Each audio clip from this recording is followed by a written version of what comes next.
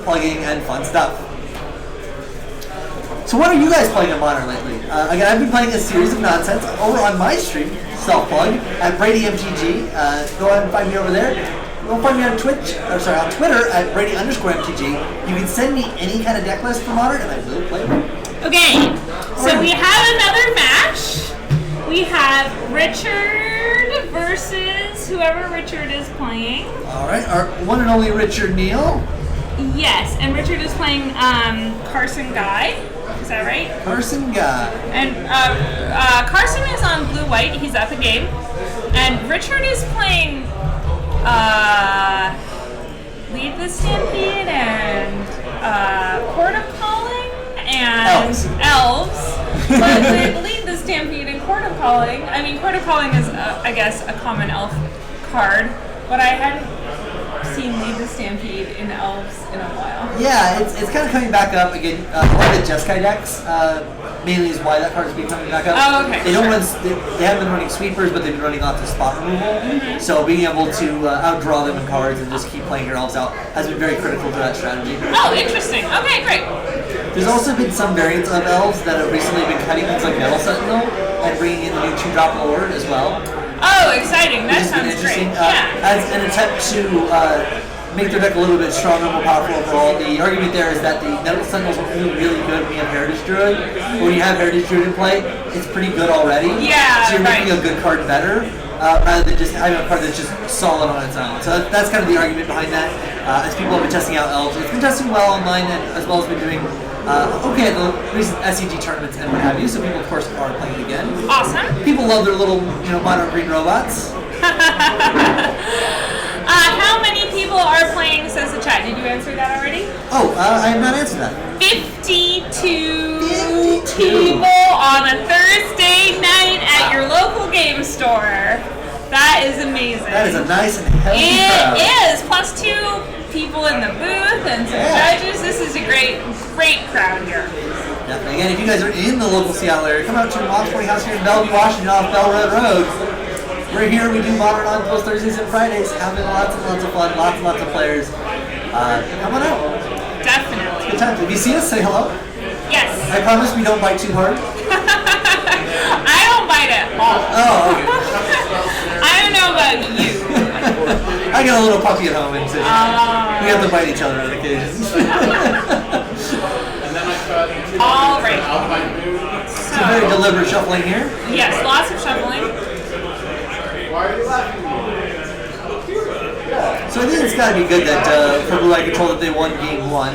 Right. Yes. They definitely before sideboard. That's the game you want to win Blue Eye Control. You give yourself a lot of time for the next 2 games, which is important when you're on the control deck. Players are keeping their hands. We got Richard kneeling with Cavern of Souls into Elvish Mystic. So Cavern of Souls got to feel pretty good, right, on the play? Yeah, that card is really good in this matchup. Although, on the plus side for the Blue Eye Control deck, they are a deck that runs both Field of Ruins and Spreading Seas usually. And that's part of the reason why they wanted to go blue-white instead of Jeskai is because they're, instead of slashing the red cards, they're making sure that their mana base is a little bit more solid, as well as they have interaction with the opposing mana bases. So they can use the Cavern of Souls and Tron lands and things of that nature. Sure. This card's going to lean on a Serum Visions. Looks like that is a irrigated farmlands and it looks like a Celestial Colonnade off the top of it. Yeah, 2 lands look like to me. Interesting card here in Carson Guy's hand. It's clearly a sideboard card. You can see these 2 disenchants in his sideboard that he decided to bring in, trying to stop Richard Neal from choking him. Oh, I see.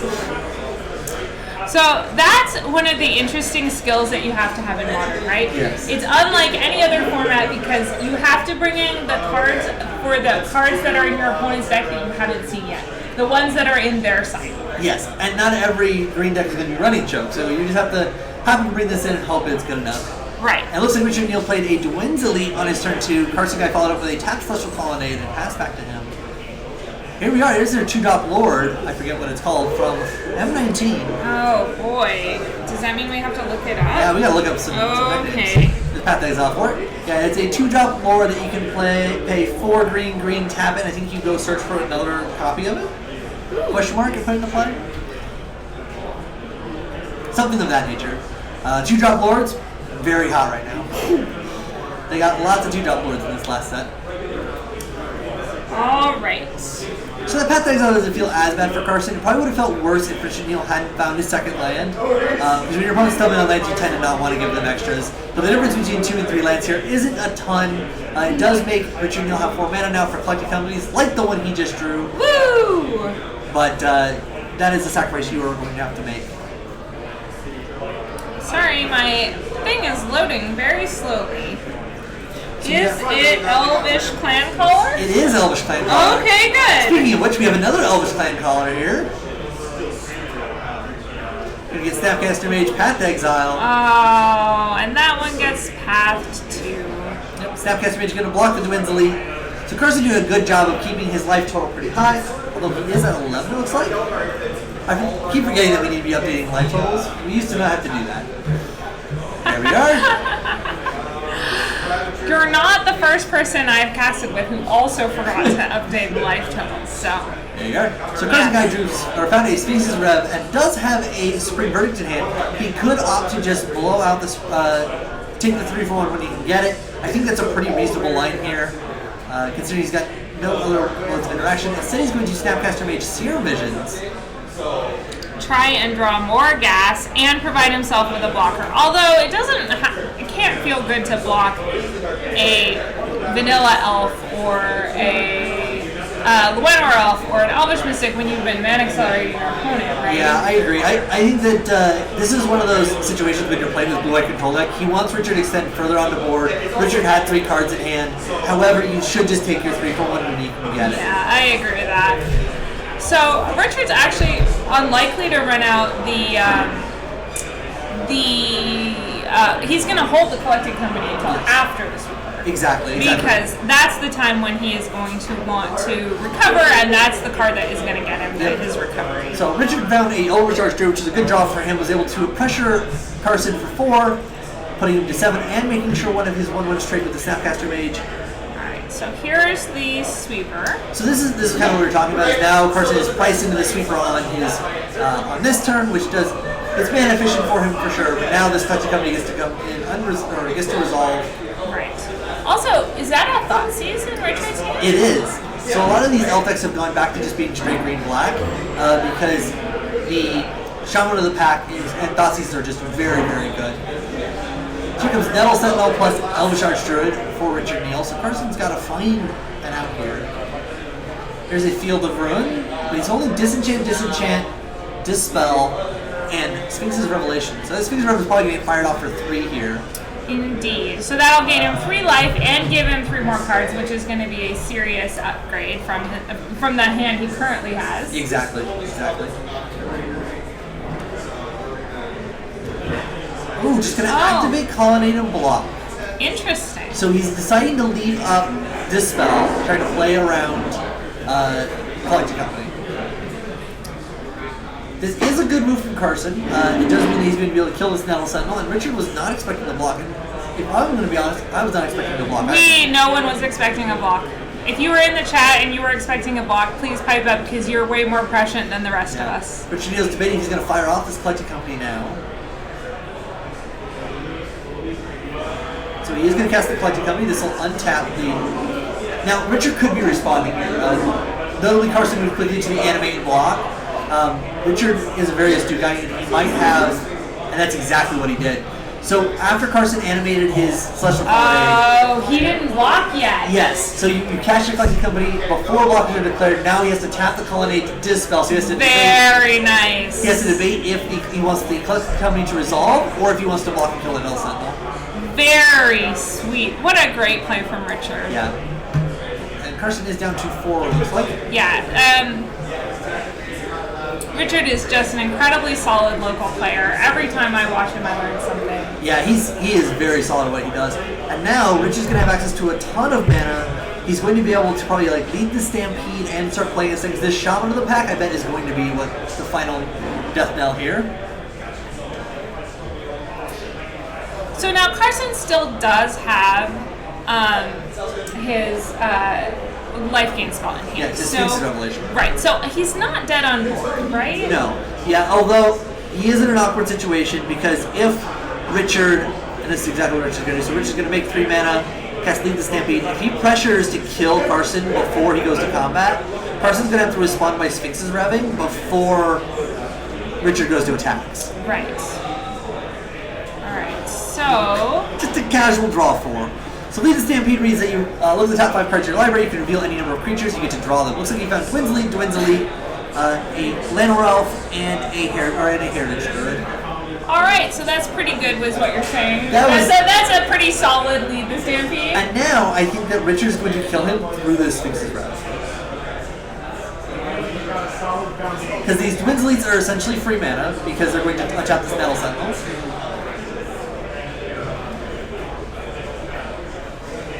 And off the elf deck goes. Elves plays kind of like a Storm deck that doesn't like Storm cards. Indeed. Here we go, there's another Twins Elite. So yeah, 1, 2, 3, 4, 5, 6, 7, 8, 9. It'll be 9 total elves on board for Richard Neal. Oh, and yeah. And there's... So unfortunately, Carson's only at 4. He can only Sphinx his Rev for 6. Notably, because he hasn't tried to counter anything to this point, he's really given the sign to Richard Neal that this gate is wide open. Does not have a Cryptic Command in hand at all. Looks like we're going to get a Sphinx's Rev for 1. Well, so he's going to try and draw the counterspell here, yeah, right? he has to draw a Logic Node. Okay, so he does not. Yep, does not draw it. Richard Neal takes game 2. Nice job, Richard. So we are going to get a game 3 here. So, interest now, if you're Carson, do you take those disenchants out of your deck? I think you do. I think you've seen enough now of Richard's deck to know that he probably doesn't run Choke. Right. Also, I think it's a little bit of overboarding because it looks like he had just too many copies of it in his hand, right? Right, yeah, definitely. When you get to those board six where you go, okay, I have these 2 cards that literally kill nothing else but this one particular card. Well, so Elsie used to have Phyrexian Revoker, right? So yeah. Is he also worried about Phyrexian Revoker on... I don't think so. I don't know. Because Revoker can't name lands like you can name a Planeswalker, but you're not super worried about a creature, you can probably kill that. Right, yeah. Yeah. I think he's mainly worried about Choke, because that can't really put back the blue-white control deck, but... and he might leave some number of it. It looks like he did trim 1 copy. Okay. Which makes sense. Again, it's one of those things I think that you need to gauge how many you're bringing in. You want multiples in your sideboard for various matchups, but you definitely don't want too many of them for this one. Yeah, definitely. It seems like a much stronger sideboard card against decks for which it's very relevant and there are a lot of targets. Like you were saying, if you're just worried about 1 sideboard card and it's an aggressive deck that can't really afford very many copies of that sideboard card. Yeah, and it depends on what Carson Guy's total 75 looks like, but I feel like he's probably got an adequate number of things like Negate as well, which you would probably bring in against the Elves because they have Lead the Stampede, Collected Company, Court Calling. Right. In addition to things like Choke, that you can then hit all those things so it at least hits multiple targets. Yeah, that's really nice. Hey, there's a question in the chat that I think you might be able to answer. All right. Hey, any idea of when the Legacy Invitational lists are getting posted to MTG Top 8? I don't know quite yet, but I know Frank Stanley does have those, so I will shout at him and get him to upload those as soon as possible. We'll get an answer for you guys as soon as I see him. My guess is probably within this next 2-3 days. Usually things are on about a week delay to try to get things uploaded to the Top 8. And we will have all 32 of those lists. 30 of those lists of people we had out for the invitation. Oh, nice. All of them are going to get put Yes, up. all of them are going to get put That's up. super exciting. Because they are all at least 1K winners, or they're high point hitters who come out very weekly to our events. And there was lots of interesting decks. Cool. Well, I'm excited to see those. Yeah, you can't promise to have like all a modern 1K where we have 70 to 90 people. You can't get all those lists uploaded, but we can definitely do 30 for the invitational. Alright, so it looks like everybody's keeping. So here's like a Glintleaf something. It's the elf checkland from Lorwyn. I forget what the rest of the name is, but it's a green-black checkland. You have to reveal an elf. He reveals the Nell Sentinel and plays it. Carson, would you pass his turn you back up for playing an island? What kind of palace? Elfheim Palace. Ah, perfect. Thank you. Thank you. Comes Cavern of Souls for Richard Neal. Going to play out this Clan Caller, attacking for 3. And this Clan Caller has proved to be really good. Again, it ate a bunch of paths, which is what you kind of expect in that second game. Being a lord, making 6 mana isn't totally unreasonable. The chat would like to see that the Planecaller would be exiled. Here comes Gideon of the Trials, going to tick up on this Nettle Sentinel. Alright, so... Gideon of the Trials is a card I'm a very big fan of in these blue-white control decks, and I think you should probably be running no less than 2 in your 75 if you're Yeah, playing I think strategy. it's great. This, it does so much, and it does it for so cheap. Exactly. So Richard is debating what he wants to sequence his turn. He does have a Heritage Druid, so he could try to use the Nettle Sentinel to go pretty wide, which is an option, but he'd be playing into a turn 4 Spring Verdict, which feels kind of bad. It would feel miserable. He could also play Shaman of the Pack, which will dome Carson for 3, and then he could like pressure Gideon or pressure Carson himself. Looks like he's got multiple Shaman of the Packs, which is actually pretty good because it helps you fight against that Spring Verdict line. Because Carson's going to want to make Richard extend further on the board, he can often wait too long and then get double Shaman of the Pack and really hurt him. Yeah.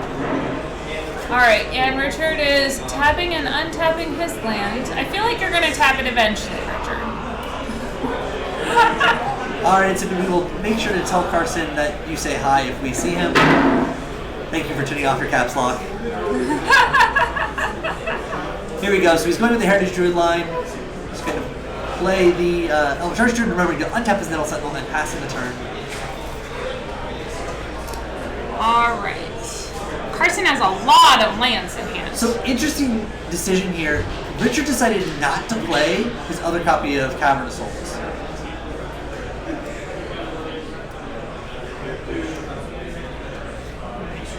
I don't know why. I don't know why either. But it feels like that was a pretty active choice. The only thing I can think about that is that he was trying to tell Carson that if you're going to spend your turn field eroding my only Cavern of Souls, you can do that and take me off my mana, uncounterably, and then you can follow up with another one. Sure.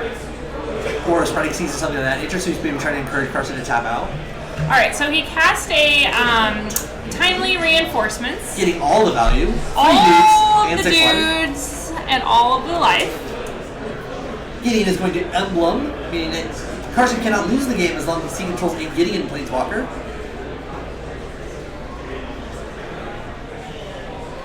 But it has to make Richard feel better about the prospect of a sweeper here, right? The Timely Reinforcements play on turn 4. Yeah, it's a pretty telltale sign that Carson does not have the verdict. No verdict currently. I would feel pretty confident now that he's got to take it off the top. Yeah, now he could. So Richard's in kind of an awkward spot. He's going to need to try to make as much mana as possible. He does have a lead the Stampede. Really wants to try to find like Azuri, which could then like give trample. Right.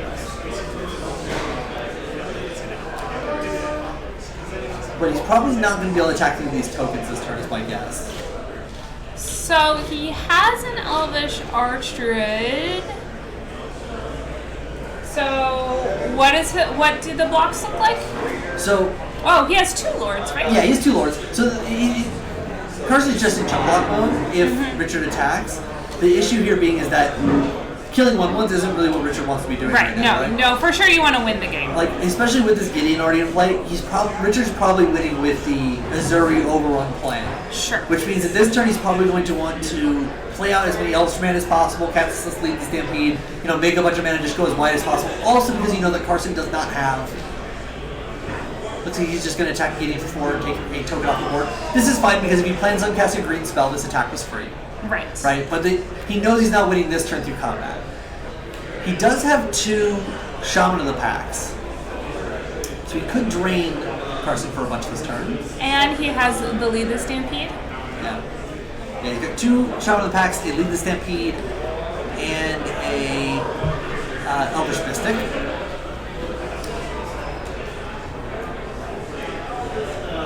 And he passes the turn. Okay. Interesting. So Richard deciding that he doesn't want to go all in just yet. Again, while it's kind of evident to us, of course, that Carson doesn't have a Spring Break in hand, there is the option where the control deck is just trying to gain 6 life, doesn't mind chumping with the 3 dudes on the following turn. Because Timely Reinforcements does force Richard Neal to go wider usually. Oh, it looks like he's going to activate the Clan Collar. Interesting. So let's pull this up here. You said it was Elvish Clan Collar? Elvish Clan Collar is the name of that card in M19.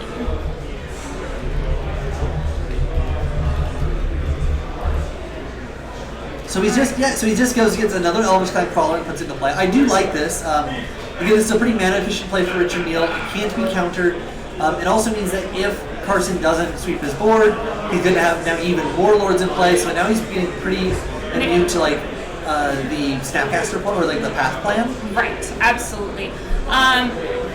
Yeah, I like it too. And Azuri is starting to look like lethal, right? Without very much more effort. No, yeah. If he draws an Azuri, he has enough between the Archdruid mana and his mana in play to cast Azuri and then overrun immediately. And his guys are just getting big enough that he might also get to the point where he could just start slamming in sideways. I mean, this Heritage Druid is a 4/4, and the Elvish Clan Collar is a 4/4 as well? That's correct. So again, he's putting Carson under very real pressure without actually having to cast any spells either. So both these are going to attack Gideon. Carson's going to block both of them. And Carson is really needing a sweeper off the top now. There is a Guildleaf Palace for Richard Neal. Carson drew another land. I really like Richard Neal's play patterns in this game. One, this is kind of showing you guys the power of this Clan Caller, but Richard is making sure to conserve as many resources as possible so he does not get blown out by a top deck Great Verdict or Wrath of God. Again, he's got 4 spells to follow up if his board does get swept. If his board does not get swept, he's just steadily going to use these Clan Callers to make his dudes bigger and bigger and bigger. Right, and like you said earlier, the great thing about this ability is it can't be countered, so it's just going to keep happening at end of turn once Richard decides that that's the correct play. Yeah, it's pretty good here. So we're seeing as they're going off here. And Carson kind of experiencing the bad side of some of these blue white control decks. He is flooding out, seeing the wrong half of his deck here. It is going to tick up on the Metal Sentinel. So now, I believe Carson does have a card in his hand. He does. But I don't know what it is. It's 2 planes, another land, and something there. Yeah, I can't quite tell what it is either. Is it a... No, it's not a Snapcaster. He would have brought back Timely Reinforcements. Possibly, yeah.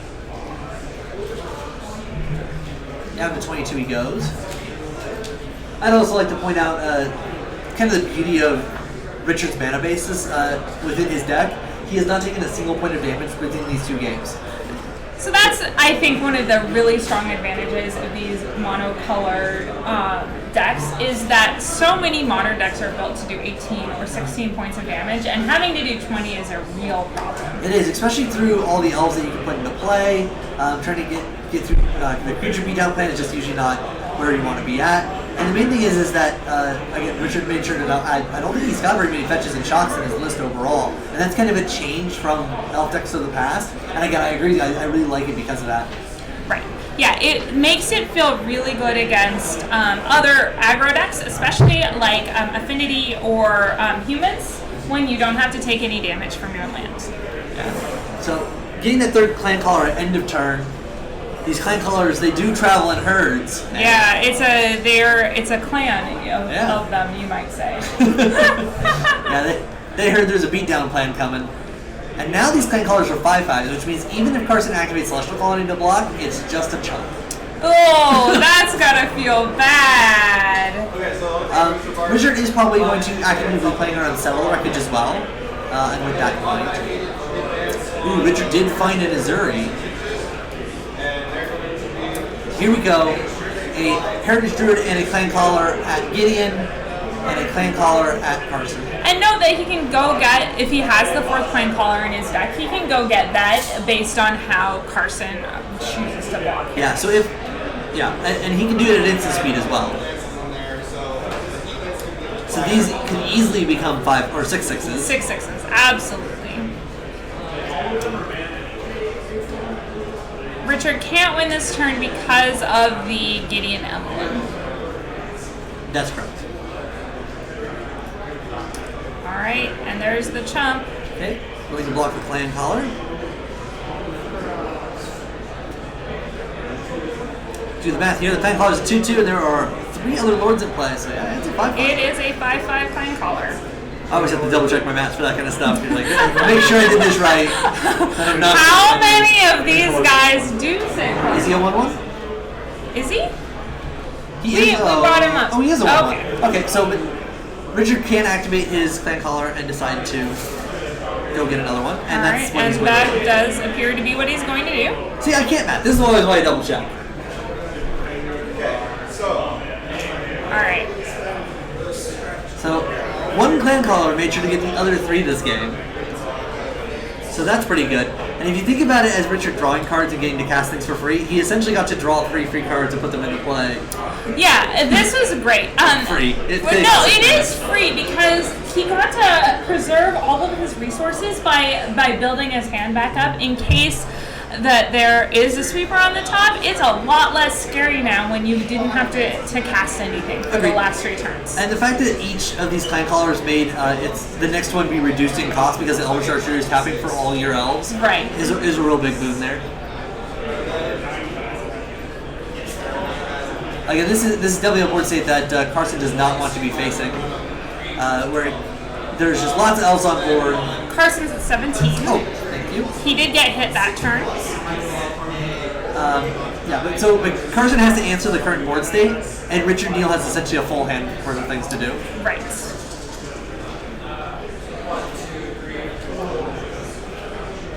So there's Elvish Mystic. This will untap the Nettle Sentinel. Tapping for 3 green. And 1 for probably black. We're going to see a Shaman of the Pack. Oh, so this is nice. This is a lot. Yeah, 1, 2, 3, 4, 5, 6, 7, 8, 9 points of damage here coming in at Carson. Alright. Which he just has to take. He's all tapped out. This is a perfect time. Perfect. There it is. Double Shaman of the Pack. That was brutal. Oh, wow. Wow. Whoa. Yeah, this is the first round of 4 here at Mox Boarding House in Bellevue, Washington. That was Richard Neal taking it out in 3 games with Elves over Blue Light Control. Let's bring you guys back to the booth.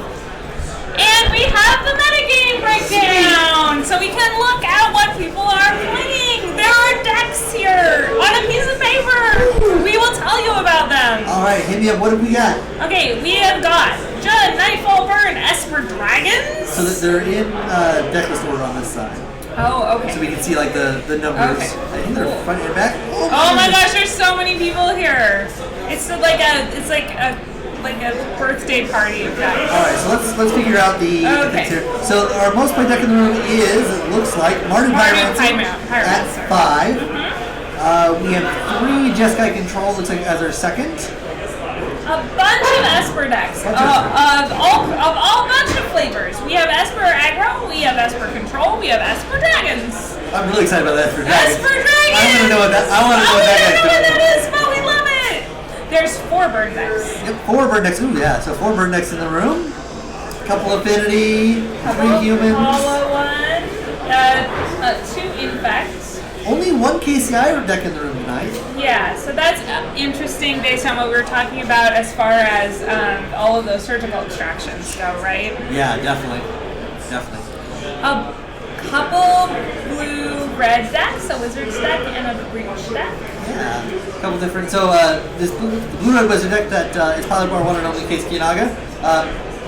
Imagine it like it's essentially a bird deck with like Dalbro Secrets, and then like you just get 8 copies of Lightning Bolt, which is pretty good. That seems like a lot of Lightning Bolts. Turns out Wizard's Lightning is actual Lightning Bolt most of the time. Oh yeah, it is. And also what we were talking about earlier was that that a lot of modern decks are just starting out at 18 or 16 life. Yeah. So 8 copies of Lightning Bolts will just win you the game. Exactly. And it's a little bit having the counter magic so you can interact with your opponent. It's kind of nice. We've seen some variants that people have been running. Like Jeff Cleveland has been running things with fairies in it.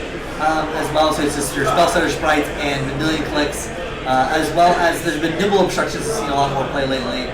That's kind of a part of those decks. But again, it's it's like a burn deck that has to like think through its lines and like try to really figure out how to eke out those little points of advantages. But it's very, very interesting and very, very cool. That is super exciting. There are lots of fun stuff in there. There is a lot of really cool stuff in the room tonight. Yeah, so this is going to be a great evening. We don't have round 2 yet. Let's see. I meant to say, I was looking at the amount of Tron and it's really low. Yeah. So there's the one mono green Tron deck that we had on camera earlier, and then there's an Eldrazi Tron deck, and then there's Jeff Thompson, who's always on red green Tron since the dawn of time. Since forever, and if there's a if there's a 4-mana janky artifact that you're like, this card's not good enough, he's going to be running it into 75 of Tron. That's just we call it Jeff Tech. Alright. So that's not very many Tron decks. The current hotness is Thran's Temporal Gateway. So Thran's Temporal Gateway is from Dominaria. Alright. It's like a Quicksilver amulet, so it costs 4, you pay 4 to activate. When you activate, you get to put a historic spell from your hand into play. So notably, a lot of things in Tron are historic just by nature, with Karn and Guardians and But what do you Wormwell just pay Engine. 8 mana to play with it? He doesn't want them to get countered. Oh. Yeah. I see. So it's like an Aether Vial for Planeswalker? It's an Aether Vial for Tron shenanigans. Okay. Well, it's Jeff. It's what he does. To each their own. Yep. It quickly replaced Oracle's Vault, which was in his deck list earlier. I don't know what that does either. So that one is 4 mana, of course. Obviously. Yeah. You pay 2 mana and you exile top card of your library, you may cast it this turn. And then you get a brick counter. Once you have 3 brick counters, you can tap it, you exile top card, you can cast it for free. Oh, it's from Amonkhet? Amonkhet. Yeah, I played that in Amonkhet Seal. I think brick counters is an accurate description of what that card is. Alright. As for aggro, is there a deck list for that? So we don't have deck list because this is non-comp Ariel. This is essentially like an FNM. But if we see him and he does well, we will try to get him. We'll try, especially if you guys ask. We do try and get the decks that the chat wants to see on the stream. Even if there are decks that we are not ourselves excited about watching. So you can just pressure us to do what you want. Yep. And there is one Blue-White Spirits deck, to have that question. There is one Blue-White Spirits deck in the room. No Bant Spirits though. No. There's... There is some Nightfall, which is a Bant-ish if you're into those kinds of things. Yeah, there's just lots of cool stuff There is a lot of cool excited. stuff, but not very many combo decks. No, yeah, it's kind of interesting. Our meta lately has been this weird thing where everybody wanted to play a fair deck. We had like a week where everybody was playing KCI. Right. And now they're back off that because people realize how hard that deck is to pilot. Oh my gosh. And if it's not hard, it's not fun to play. I have it in my bag. I have KCI in my bag, and I spent a couple weeks trying to learn it, and then I think I've given up. He's like, KCI is, so it's weird. So it's hard if you sit down into it blind, right? You try to pilot it that way. Sure. But I relate a lot to Titanship in that a lot of the decisions you make are decisions you made before you sat down at the table, right? The lines you can think through, like, I need to go get this to this to this. Oh, okay, in this scenario, you need to sap these things, I need to go for it. Or you figure out those lines before you even sit down at the table. However, unlike Titanship, where Titanship has maybe 3 or 4 different lines, this has like 11 million. Oh, so many so you have to keep in mind. You have to remember all of that, you have to remember your triggers, and the hardest thing is when you have to fight around various different pieces, right? How you get to fight against a Poly is different from fighting around a Dampening Sphere. How you're fighting against a Dampening Sphere is different from Stony Silence. And so on and so forth. Or I played against a Nightfall guy who had Stony Silence and Eidolon of Rhetoric. And Surgical Extraction, and he played all 3 of those cards against me in a single game. I did not have any fun that game. No fun was had. No fun was had. Yeah, Surgical's been on the uptick as well, and there is ways to play around Surgical, but it's real tough. Like, you have to essentially set it up where they try to Surgical your KCI, and then you can use sack a Mirror Retriever or get it back out of your yard and use a Buried Ruin in response to the Surgical. Right. It's real tough. Some decks are trying to run like relics of their own in the side, and then you keep a relic in play. If they try to target a Surgical, you target it yourself, or you target yourself with a relic and then exile it. Oh, So the circle interesting. gets So the fizzled. surgical fizzles. That is very interesting. Like, that deck is really weird, but it's kind of cool at what it does. I think it's a little too consistent, a little too fast, and a little too unfun. Having timing issues in tournaments is also a big deal. I don't like, if you have 5 minutes left in an event, or sorry, in your round, it's kind of the right thing to just try to go off, because if your turn takes 20 minutes, you'll be in time, and if your opponent can't kill you in 3 turns, then they can't kill you in 3 turns.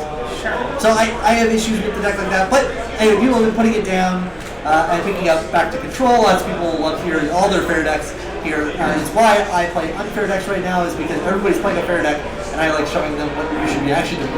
Sure, which is doing fun things, because that's what Modern is about. It's about nonsense. Yeah. So the chat asked if anybody's playing any mill, and indeed, look, we have a blue-black mill deck right here on the list of the metagame. That guy is living some dreams, Yep. playing some value crabs. I am a big fan of some easy crabs.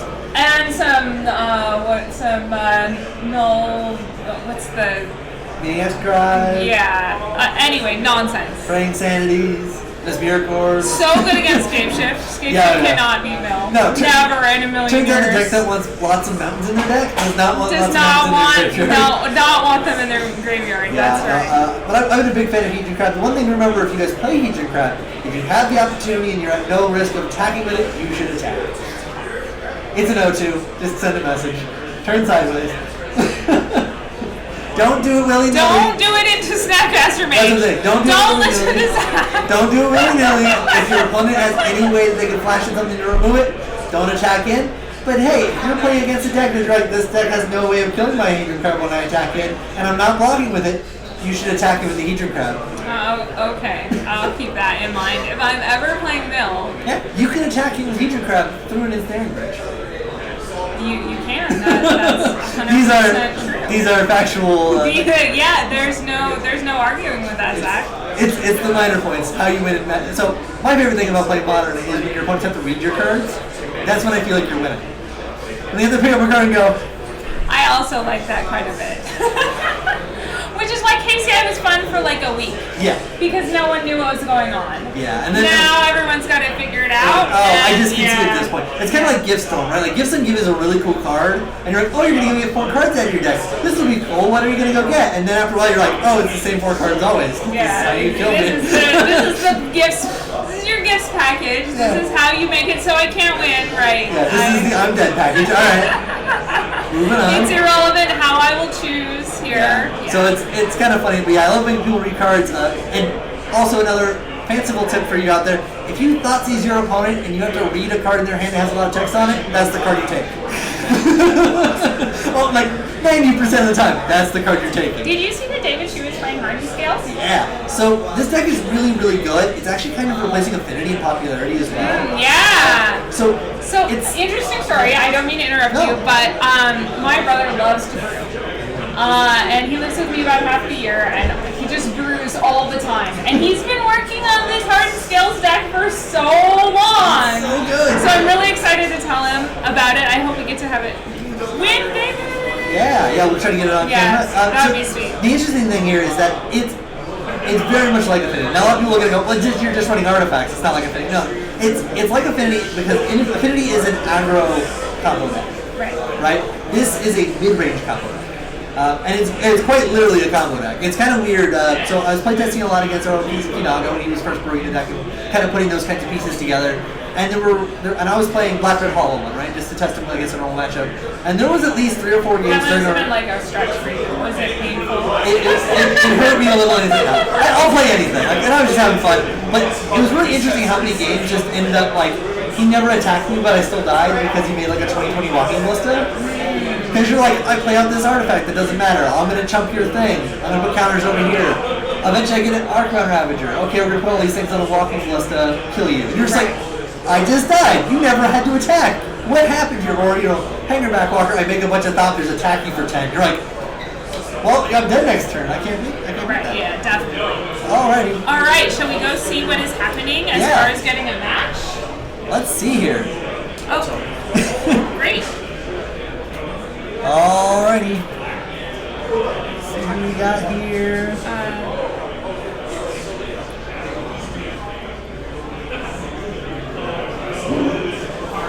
Did you want to kiss? Yeah, we can do that. Table 3.